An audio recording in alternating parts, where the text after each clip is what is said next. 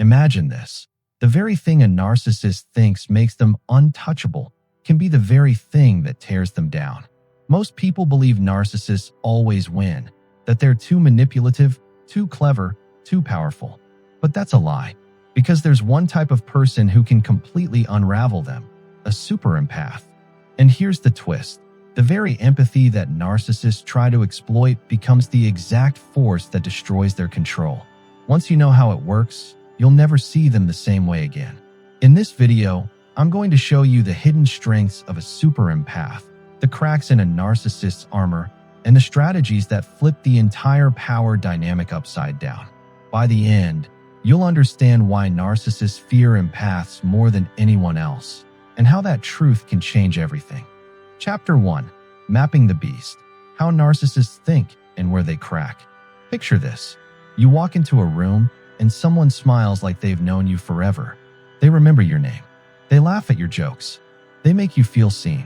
For a second you think, finally, someone who gets me. Then, slowly, the smile shifts. Compliments turn into demands. Questions become tests. Everything you do starts to be measured against what they want. That's the shift. That's the mask falling away. Let me tell you a story. A woman named Maya met a man who seemed like a dream. He was bright, flattering, full of promises. She felt alive. 3 months in, things changed. He criticized her in front of friends. He told little lies that made her doubt herself. When she pushed back, he flipped the script and called her too sensitive. She left. He told everyone she ran away. This is not rare. It's a pattern. Narcissists think in a very clean, simple way. Their world spins around one thing: supply. Supply is admiration, attention, control, power, anything that feeds their self-image. They fish for it. They bait. They charm. They create drama. They do not build deep bonds. They build pipelines of supply. Here's how their mind works in plain terms. They need to look good. Always. They need people to agree with their version of reality. They see other people as tools, helpers, mirrors, fans, or threats. When praised, they shine. When ignored, they panic. When challenged, they gaslight, rage, or smear. That last part, the panic, is the crack. The ego of a narcissist is paper thin under pressure. They act huge to hide how fragile they are inside. Push gently on that fragility, and the whole act can wobble. Now the subtle part. How they test you. Narcissists don't just attack from day one. They probe. A compliment. A secret. A small boundary. They watch how you react. If you bend, they push harder. If you break, they celebrate. If you hold steady, something odd happens. They get curious, then angry, then grasping. That reaction is a leak in their armor. Let's list the micro-tells, the small things that give them away. These are short and easy to spot. Inconsistent stories. Facts change depending on who they talk to. Rapid charm, then sudden coldness. They idolize, then devalue. Blame shift. They never own mistakes. You're always the problem. Excessive need for praise. Even small praise feels earned like gold. Dramatic victimhood. They flip to poor me when cornered. Boundary testing. They push your limits to see how much you'll give. Why these cracks matter to a super empath is simple. Empaths are wired to feel. They read moods, micro-expressions, the quiet spaces between words. That gives a super empath 2 huge advantages: early detection and emotional leverage. You sense the pattern before most people do. You know when the mask is slipping. But don't mistake empathy for weakness. Empathy plus strategy is weaponry. The moment a narcissist senses you feel deeply, they try to harvest it. They use your care to rebuild their supply. That's the trap most empaths fall into. They try to heal the narcissist. They try to explain. They try to fix. That rarely works. So what actually makes a narcissist crack? Here are the pressure points, stated plainly. 1. Cut the supply. Not loudly, just consistently. Silence and steady limits confuse them. 2. Public contradiction. Calm facts that contradict their story make them nervous. 3. Emotional neutrality. Empathy without rescue removes the harvest. 4. Consistent boundaries. When no is steady, their control loosens. 5. Witnesses. When others see the pattern, the narcissist's lies lose power. None of this is violence. None of this is revenge. It's simple pressure applied with intelligence. Imagine a pipe with a slow leak. You don't smash the pipe. You tighten the valve. Over time, the leak dries up. The narcissist's glow fades. Panic shows through. They scramble. That moment, their scramble, is where change becomes possible. This chapter was not about how to turn into a hard person. It's about seeing clearly. Mapping the beast gives you information. Information lets you act without fear. A super empath who knows the pattern can stand inside the storm without being wrecked by it. Next chapter will teach you how to read the mask, how to spot motive and microtells, and put those observations to work. You'll learn the subtle art of listening twice and seeing 3 steps ahead. It will start to feel less like surviving and more like owning your space. If this hit home, do one small thing, like the video and subscribe. It helps other people find this truth. If you want the next chapter delivered right away, hit the bell. Stick with me, we're just getting started. Chapter 2, Super Empath Sight, Reading Masks, Motives, and Microtells. You walk into a room and something about one person feels off. Not loud, not obvious, just a tiny chill behind your ribs. That chill is your superpower talking. Welcome to Chapter 2. He wears a smile like a branded jacket. She says the exact thing you wanted to hear. It feels warm. It feels true. Then later, small weird things happen. The story shifts. The warmth disappears. That's the mask moving. A super empath doesn't wait for the mask to fall. They read the mask while it's still being put on. Let me tell you about Lena. She's quiet. She listens more than she talks. She met Marcus at a party. He complimented her like he'd read her diary. Lena felt safe fast. But she also noticed little things. His stories never matched. His jokes landed on other people only when the room watched. And when Lena said no, Marcus smiled like it was a puzzle he didn't like. Lena kept her eyes. She watched his hands. She watched the pauses. She didn't judge him. She collected patterns. That collection saved her. Here's the truth in plain words. Narcissists hide behind masks. But masks show tiny seams. Those seams are microtells. If you know them, you can read the mask without breaking your heart. Microtells you can actually spot. Stories that change. One day, he had a winning job. The next day, the job is different. Small facts slide. Over-the-top charm that ends fast. They worship you. Then 2 weeks later, you're too much. Talking about themselves in winner terms. Always them. Never the team. Quick blame. A single mistake becomes your fault. Public performance. They're extra nice when others watch. Selective empathy. They care when it helps them. They ignore when it costs them. Future faking. Big promises with no dates. Will move becomes a ghost sentence. Gaslight flickers. You remember things one way. They remember another, and they insist they're right. Those are small and simple. You don't need a psychology degree to spot them. You need your eyes and your body. Here's how a super empath reads the mask. 3 soft moves that work every time. 1. Observe like a camera. Watch tone, speed, and small gestures. Do they look you in the eye when they praise you? Do they look away when they make promises? Notice who they are with and who they are without. 2. Test like a scientist.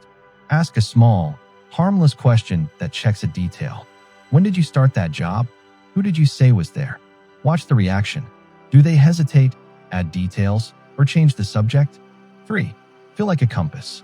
Your body tells truth before your brain does. If your chest tightens or your throat goes dry, note it. Treat that feeling as data, not drama. A quick, practical test you can use today. The tiny boundary probe. Refuse one small favor. Say no to lending a shirt or decline to stay late one night. Watch what happens. If they push and then vanish, it's supply-based. If they punish you with coldness or gaslight, the pattern is clear. If they ask for respect and accepts it, that's a different person. Now the listening trick. Narcissists use language like a mirror. They mirror your words when they want in. Later they swap pronouns. I becomes you. Listen for flips. I did this for you can turn to you never appreciate me. Keep a mental tally. The math tells the truth. Why this matters to you as an empath. You pick up vibes that used to feel like a curse. Now it's power. You can spot manipulative patterns early. Early detection saves time and heart, but spotting is not confronting.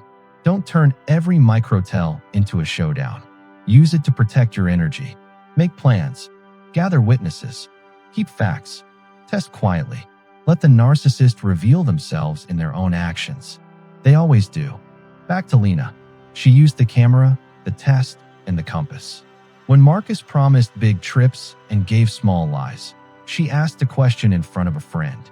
He fumbled. In private, he turned the blame onto her. In public, his story bent. Lena didn't explode. She noted it. She withdrew slowly. Marcus grew frantic. That panic exposed everything. Lena left with her head and heart intact. This chapter isn't about turning you into someone cold. It's about seeing clearly. Empathy plus clear sight equals control. You don't have to fight. You just have to notice and respond with calm. Before we go, one tiny thing you can do right now, the mirror line. Next time someone's compliments feel shiny and too fast, repeat one line back to them slowly. You said you care about my career. Watch how they react. If they correct, explain, or expand calmly, good sign. If they roll it back or twist it, you found a seam. If this chapter opened your eyes, do something small for me, like the video and subscribe. It helps more people wake up to this. Drop a comment with one micro-tell you've seen. Share the video with one friend who needs to see it. Stick around. Next, we build walls you can live behind. Boundaries that don't break you, but will make a narcissist wobble. Chapter 3, Boundary Architecture. Building limits that break control. You think boundaries are walls. They're not. Boundaries are the blueprint that keeps your life standing when a narcissist tries to pull it down. Picture this. Nora works late at an office where James, the charming teammate, loves to borrow her time. He drops by, asks for favors, turns small requests into full nights of unpaid work. Nora used to say yes. She felt guilty saying no. One night she said one line and everything changed. She said, "I can't stay late tonight. I have plans." Calm. Simple. James blinked. He tested her. She stayed calm. He pushed. She repeated the line. He left. The next week he asked again. Same answer. His smile grew thin. He stopped dropping by. That one sentence was not magic. It was a boundary. And it worked because Nora treated it like a structure, not a feeling. Here's the idea. A good boundary is clear, steady, and fair. Narcissists depend on fuzziness. They need open doors and loose rules. Give them rules that don't move and they lose the game. Let me give you boundary architecture. Short, usable, and sharp. 1. Know your blueprint. Ask, what can I give? What can I not give? Your answers are simple. Time, money, privacy, energy. Decide what matters and write it down. When you know your limits, you don't argue about them. 2. Start small and win. Begin with a small, real boundary. Say no to one favor this week. Say you'll leave the party at 10. Practice. Small wins build your muscle. 3. Use short scripts. Long speeches open doors. Use short lines that don't beg or explain. Try these. I can't do that. No, that won't work for me. I'm not available then. Say them calm. No apology. No lecture. 4. Stick to the consequence. A boundary without follow-through is a suggestion. If you say no and they keep pressuring, follow through. Leave the room. Turn off the phone. End the call. Consistency is the backbone of every boundary. 5. Protect your facts. Keep dates, messages, and witnesses. If a narcissist rewrites reality, facts stop the rewrite. A quick text or an email that says, "Can't make tonight," becomes your proof. 6. Build buffers. Use small delays. "Let me think about it" buys you time. Use allies. Tell one trusted friend what's happening. Let others see the pattern.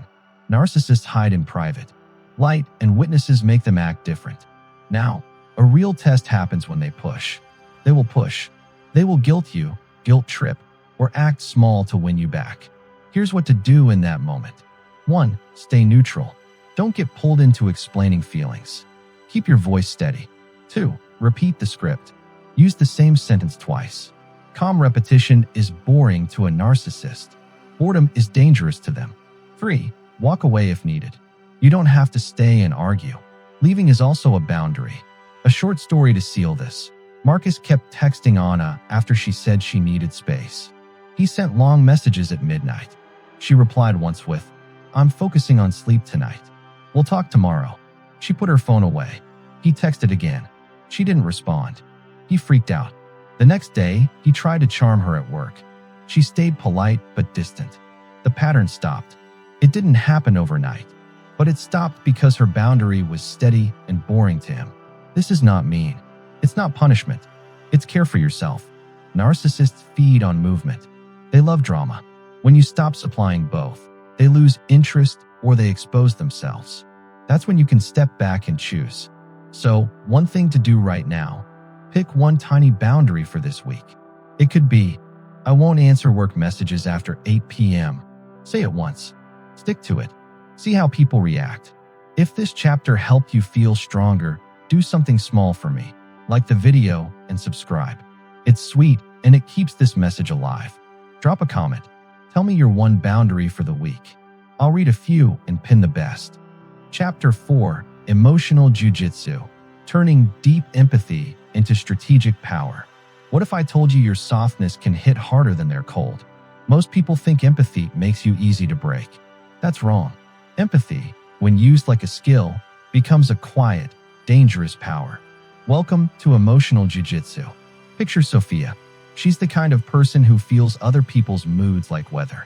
At a holiday dinner, her brother, the classic narcissist, starts his show, charm, compliments, then a slow squeeze of guilt. He says, "You never help me. You always leave me alone." Sophia could fall into the old trap, explain, fix, apologize. Instead, she does something different. She breathes. She listens. Then she asks one calm question. "Give one example." He stumbles. She reflects. "I hear you feel abandoned." She holds the line. "I'm not okay with being blamed like that." He rages. She stays steady. In minutes, the room stops being his stage. People notice. The power shifts. That's emotional jiu-jitsu. You use their energy against itself, without losing your heart. Here are the moves you need. Simple. Practical. Use them right away. Move 1. Ground first.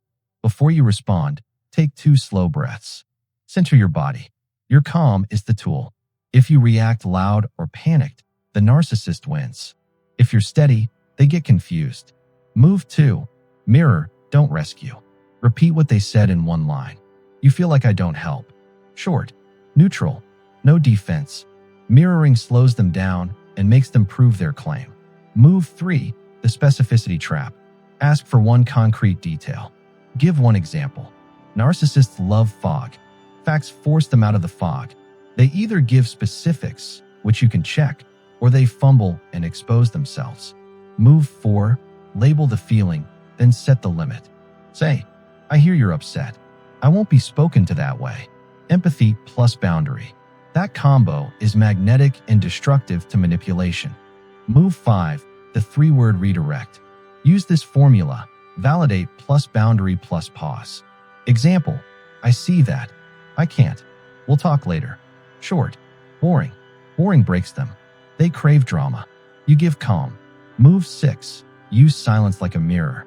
After you speak, stop. Don't fill the space. Let them respond to themselves. People reveal more when given empty space. A tiny script you can memorize today. "They're upset. I hear that. I can't be blamed for that." Pause. A quick practice. Pick one low-stakes moment, the next small criticism or guilt trip, and use the 3-word redirect. Try it once. Notice how it changes their tempo. Why this works. Narcissists depend on your reaction. They need you to surge so they can ride your emotion. When you don't surge, when you mirror, ask, and hold a calm limit, they lose their rhythm. Panic shows. They become clumsy. That's when others see them clearly. That's when control slips. This isn't about being cold. It's about being smart with your heart. You keep your compassion. You stop giving it away for free. If this landed for you, do one small thing, like the video and subscribe. Then in the comments, write your 3-word redirect. I'll read a few and pin the ones that are simple and powerful. Share this with someone who always gives too much. Stick around. Next, we cut off the supply without theatrics. You'll love it. Chapter 5, starve the supply, cutting off attention, admiration, and control. You think their power is in their voice. It isn't. Their power comes from what you give them, your attention, your explanations, your rescue. Take that away, and the whole act starts to wobble. Imagine this. Every time Tom told a story, the room went quiet. He fed on the hush. He fed on the jokes, the gasps, the pity. Leah used to lean in every time. She'd fix things, explain things, make him look good. One day she stopped. She stopped clapping at his stories. She stopped answering his late texts. She stopped fixing his chaos. He first blinked, then fumed, then begged. None of it worked. Without the applause, the show lost its fuel. That's what starving the supply does. It turns their spotlight into a lamp with no battery. First, understand what supply really is. It's simple. Attention, likes, stories, laughs. Admiration, praise, compliments, being special. Control, obeying, changing plans, doing them favors. Drama, reactions, arguments, crisis. Pity or rescue, you fixing them. Now the moves you can use. Short, quiet, powerful. Move 1, find the fuel. Watch what they light up about. When they speak, what do people give them? Who laughs? Who apologizes first? That is their menu.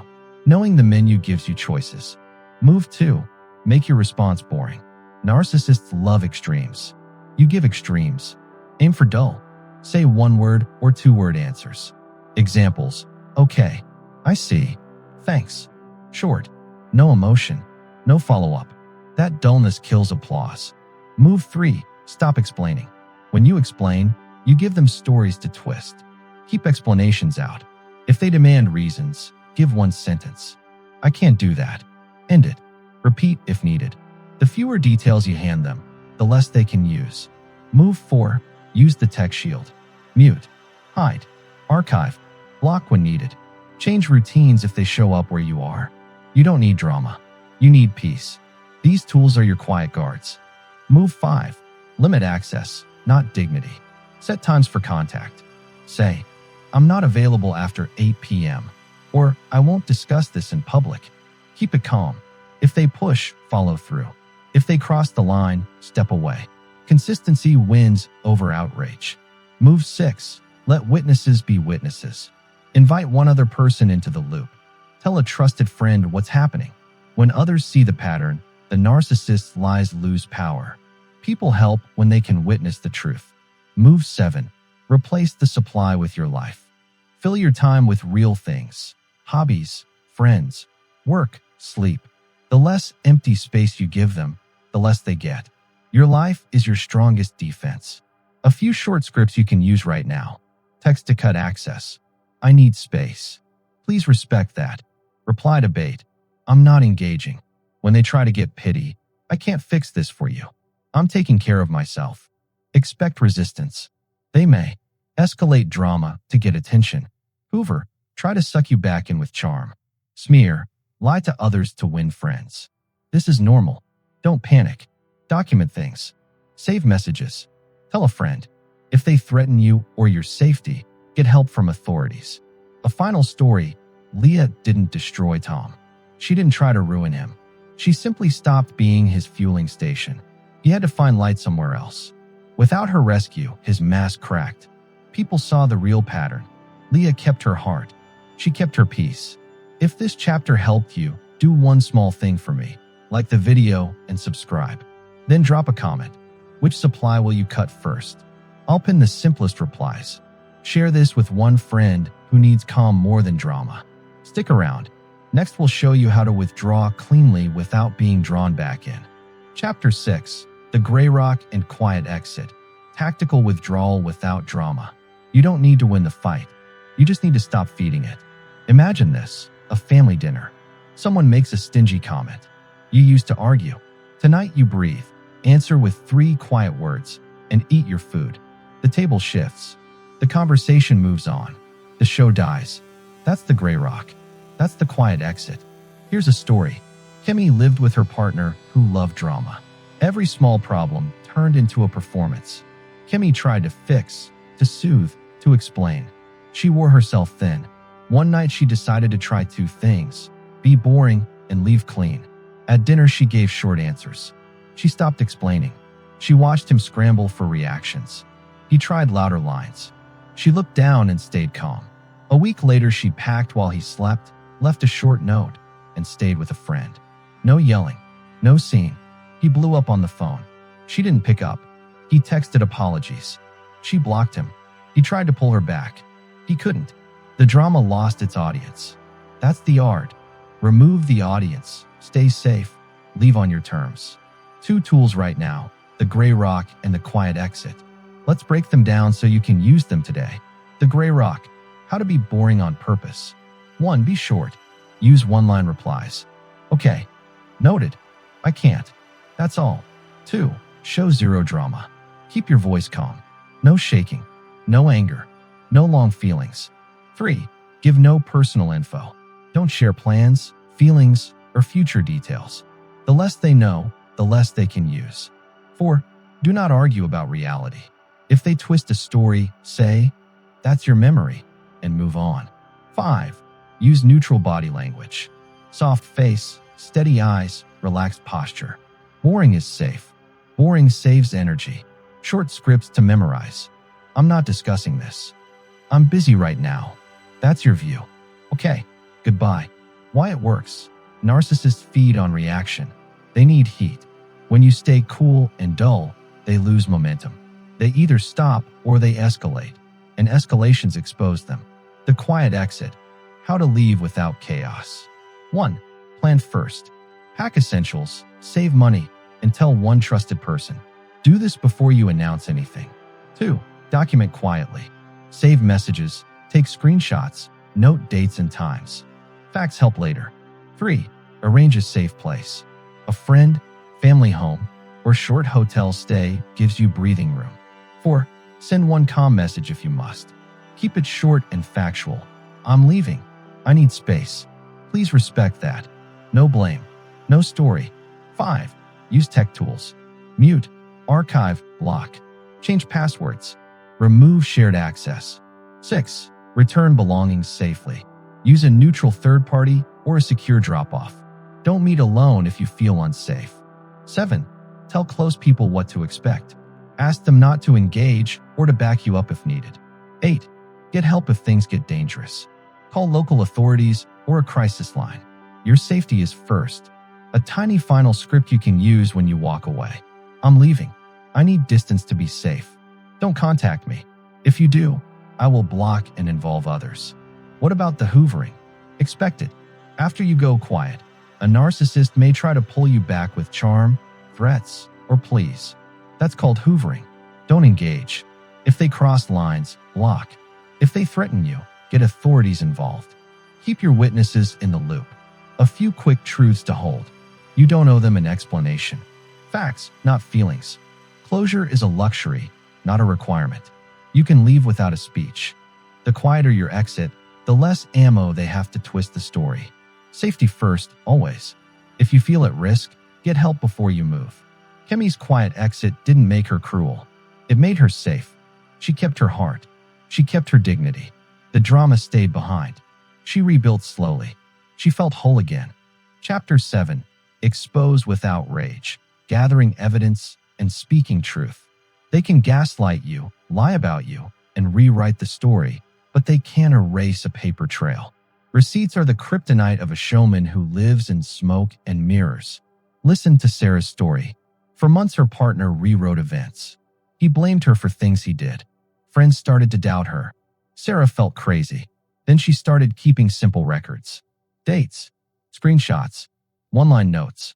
When she handed the timeline to HR and to a trusted friend, the lies fell apart. People stopped debating feelings and started reading facts. That is what exposing without rage looks like. Calm, clean, fact first. Here's how you do it. 3 simple pillars. Preserve, protect, present. Preserve, collect real proof. Save everything. Texts, DMs, emails, voicemails. Screenshots are fine. So are originals. Use screenshots and then email them to yourself. That adds a timestamped copy you can't lose. Print to PDF when you can. PDF files keep a clear record. Keep bank records and receipts if money is involved. Money doesn't lie. Take photos of damage, places, or items. Date them if your phone allows it.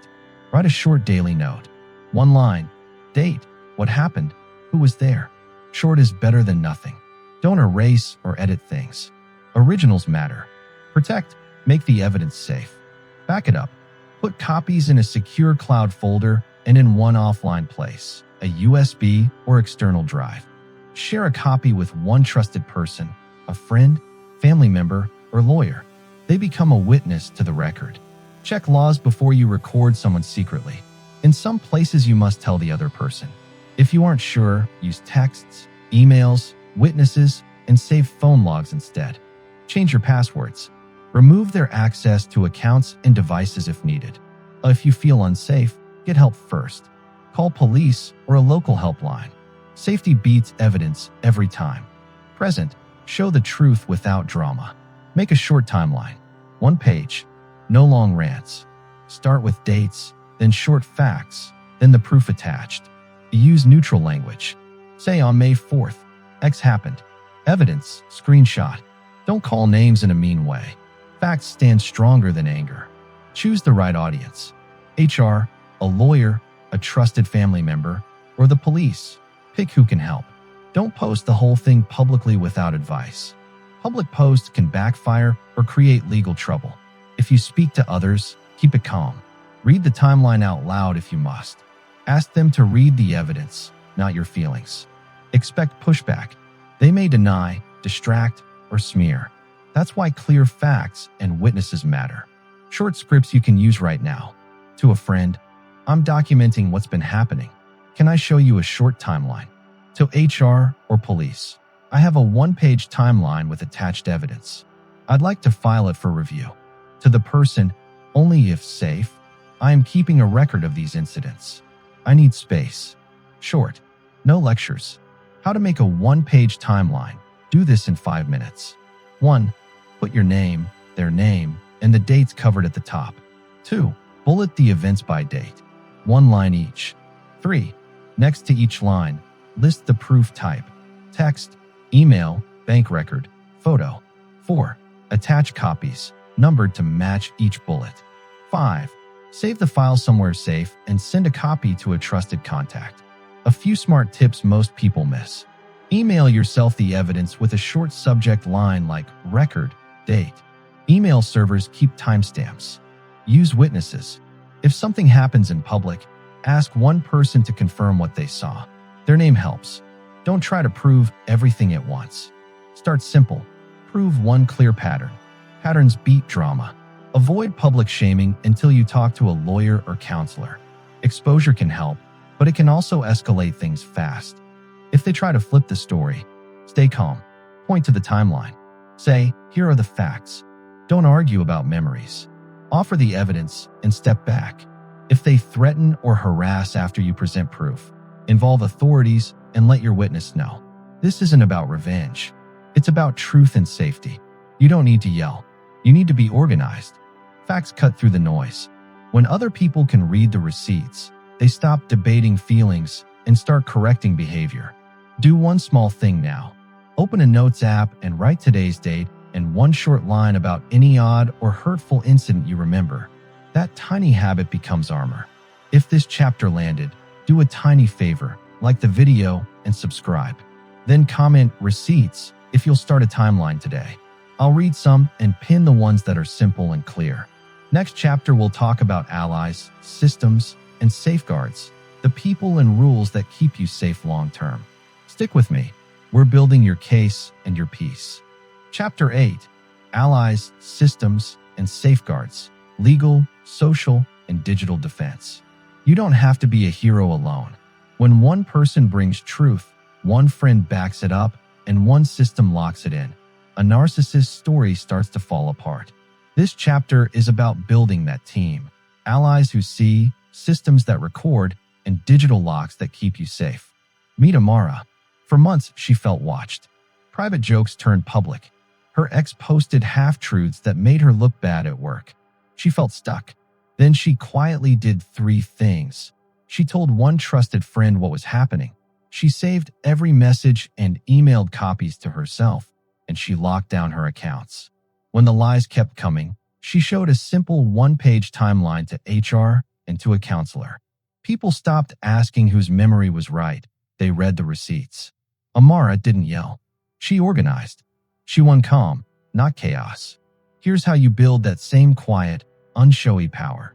Allies, who to tell, and how they help. Pick one trusted person first. Tell them the truth, simply.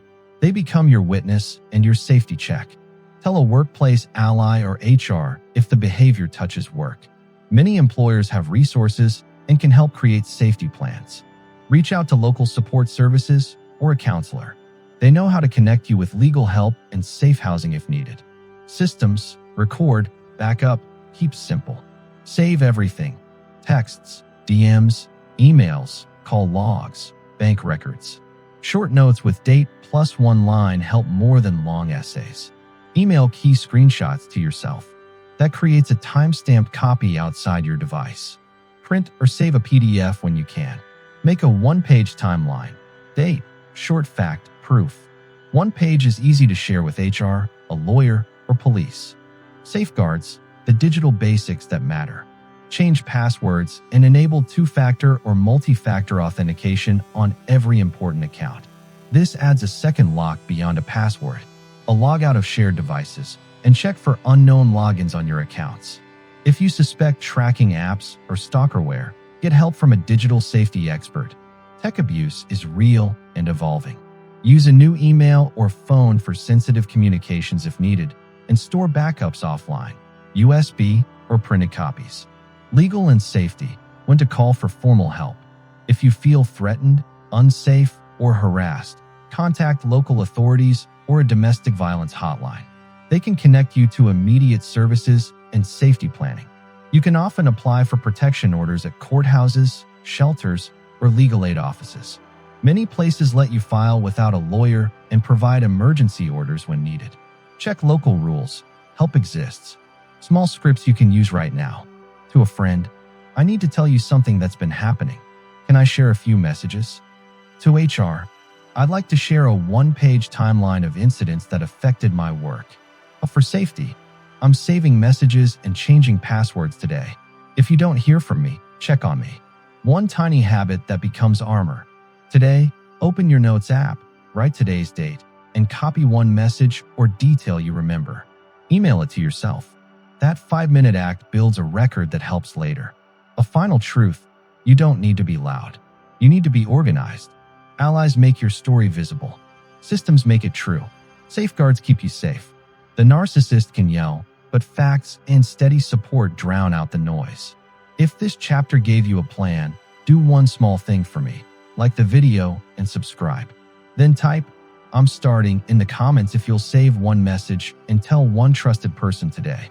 I'll read and pin some of the bravest replies. Stick with me. Next, we'll dig into rebuilding and rewiring your life. Chapter 9, Rewire and Recover. Healing, Resilience, and Post-Conflict Growth. You feel hollow, like someone stole the color from your days. That pain is real, but it is not permanent. You can rebuild. Slow, gentle, stronger than before. Let me tell you about Aisha. After leaving a long relationship with a narcissist, she felt confused and small. Friends tried to help, but she still felt lost. One morning, she started a tiny habit, 5 minutes at the window, breathing and writing one sentence, just one sentence, about what she wanted that day. It was small. It felt silly. 2 weeks later, she noticed something. Decisions got easier. Her sleep got better. The hollow filled with quiet choices. That tiny habit was the first brick in a new life. Healing is like building a house. You start with small bricks. Then you add walls. Then a roof. Here are the bricks you can use today. First, make safety the ground floor. Sleep, food, and movement are not optional. They are the foundation. Aim for steady sleep. Move your body in ways that feel good. Eat something that gives you energy. When your body is stable, your mind can rest. Second, name the wounds. Try a simple journal, 3 lines, every day. Line 1, one thing that hurt you yesterday. Line 2, one thing you did to protect yourself. Line 3, one small win. This trains your brain to notice truth and progress. Third, use your breath and senses to calm panic. A quick grounding you can try anywhere. Look for 5 things you can see, 4 things you can touch, 3 sounds, 2 things you can smell, and 1 thing you taste. It brings you back to now. Do it when your chest tightens. Fourth, get help that fits. A good therapist does 2 things: listens and gives tools. If therapy feels out of reach, try a trusted support group or an online community that understands abuse recovery. You don't have to carry everything yourself. Fifth, rebuild your identity with small tasks. Pick one thing that used to make you feel like you.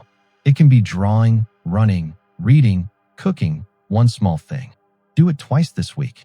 That habit reconnects you to who you are beyond the story that hurt you. Sixth, practice boundary experiments. Start tiny, one no this week that you mean. Say it once. Don't explain. See how it feels. Boundaries are muscles. They grow with use. Seventh, close the loop without drama. Write a short, unsent letter. Tell everything. Burn it, delete it, or hide it.